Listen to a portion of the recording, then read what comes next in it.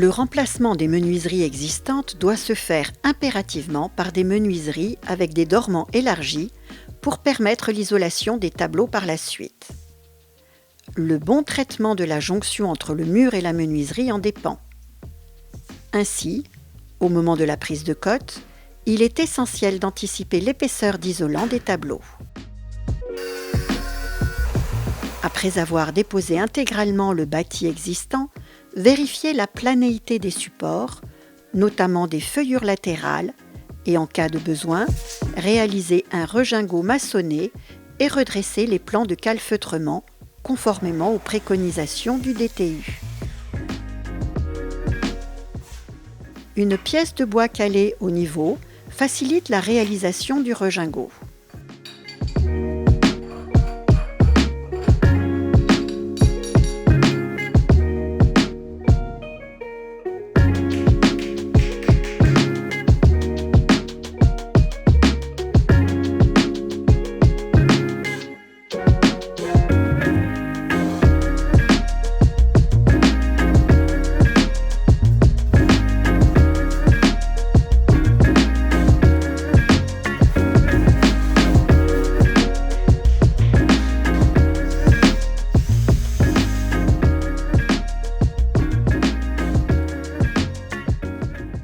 Pour réaliser la jupe d'étanchéité qui permettra ensuite une continuité parfaite avec le pare-vapeur du mur, une option consiste à coller un adhésif préplié sur les bords latéraux de la menuiserie. Cette solution permet une pose plus rapide. L'adhésif préplié est collé minutieusement sur les dormants élargis sur tout le pourtour de la menuiserie. Attention! Dans les 4 angles, il faut réaliser des oreilles.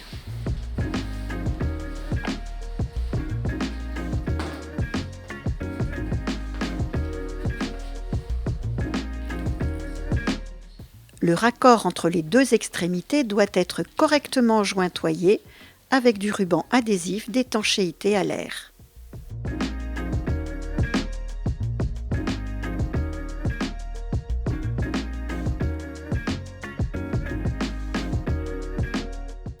Une autre option consiste à utiliser une bande de membrane par vapeur et des adhésifs pour réaliser la jupe d'étanchéité autour de la menuiserie.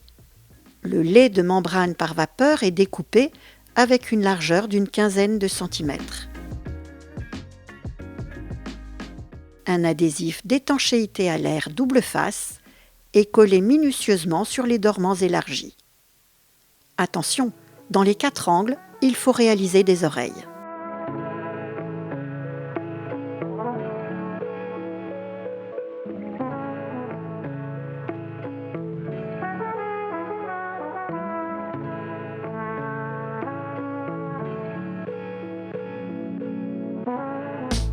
La bande de membrane par vapeur peut ensuite être collée sur tout le pourtour de la menuiserie.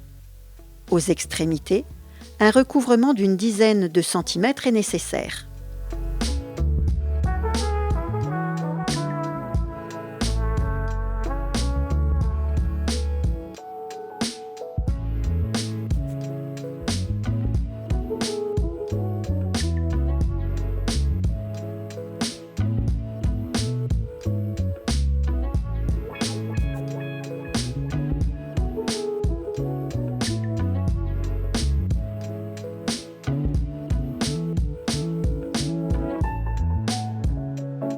Pour finir, les raccords entre les extrémités doivent être correctement jointoyés avec du ruban adhésif d'étanchéité à l'air.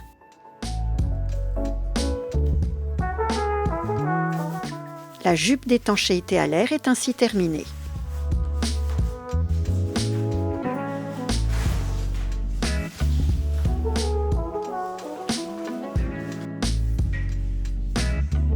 Les bandes de mousse imprégnée sont mises en œuvre comme il se doit. Elles sont choisies en fonction de leur plage d'utilisation et collées à 5 mm du bord minimum.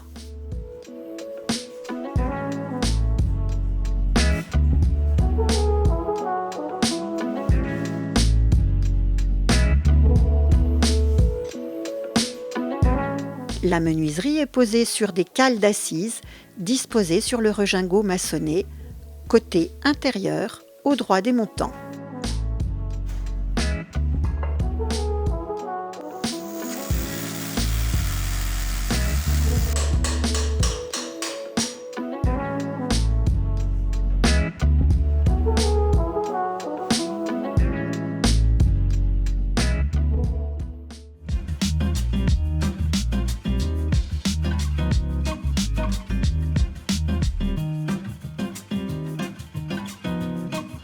La tapisserie est déposée pour permettre une continuité capillaire du mur avec l'isolant et pour éviter qu'elle ne perturbe la migration de la vapeur d'eau au travers du mur existant.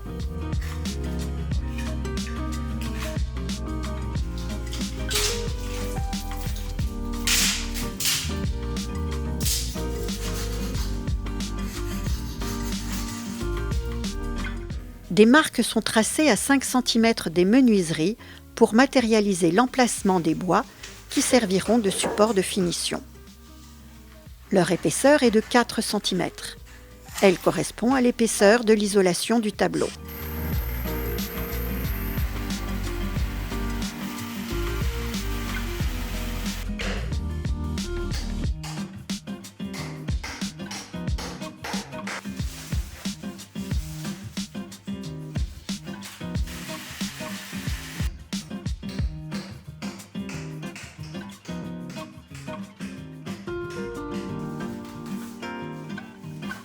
Après avoir vérifié la planéité et l'aplomb du mur, l'épaisseur du doublage peut être tracée.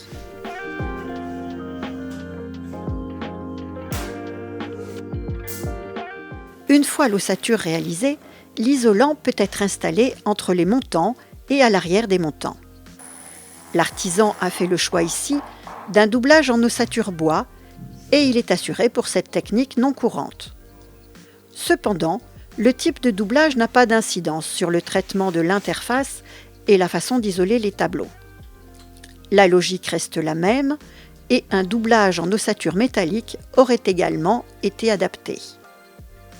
L'isolation des tableaux de fenêtre est une étape clé pour permettre l'atténuation du pont thermique de cette zone. Les découpes et la pose des panneaux doivent être réalisées avec soin. Afin d'assurer une continuité parfaite de l'isolation avec la menuiserie, un isolant fibreux et souple est préféré pour calfeutrer le pourtour de la menuiserie au niveau de la feuillure.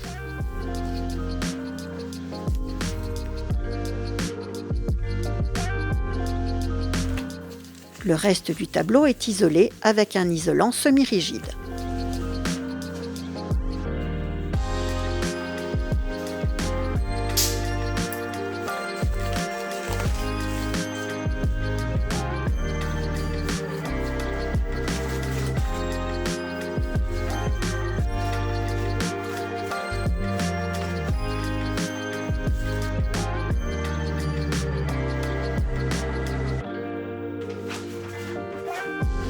Une membrane par vapeur est installée côté chaud du mur. Elle doit être parfaitement continue et jointoyée avec un mastic d'étanchéité à l'air sur les murs périphériques de la pièce, le sol et le plafond.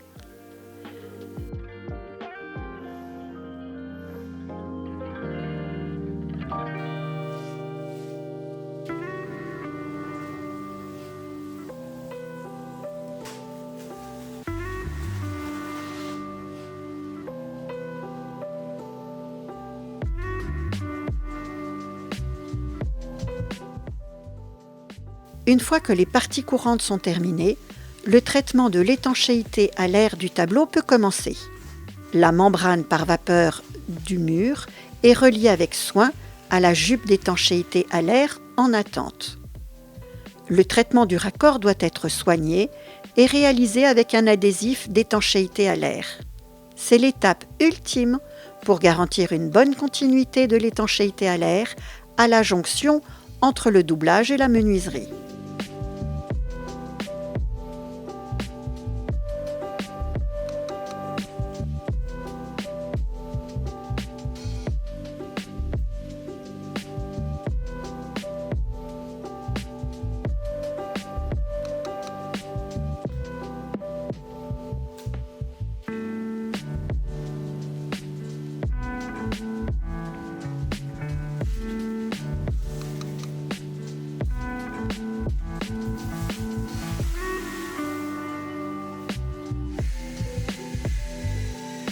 La réalisation du doublage se poursuit avec la création d'un vide technique permettant la circulation des réseaux sans percement de la membrane par vapeur.